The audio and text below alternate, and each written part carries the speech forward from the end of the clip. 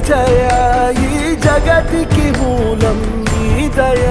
నీ దర్శనముంది వెలిగిన జ్యోతి మనసున చిన్మయ పరమా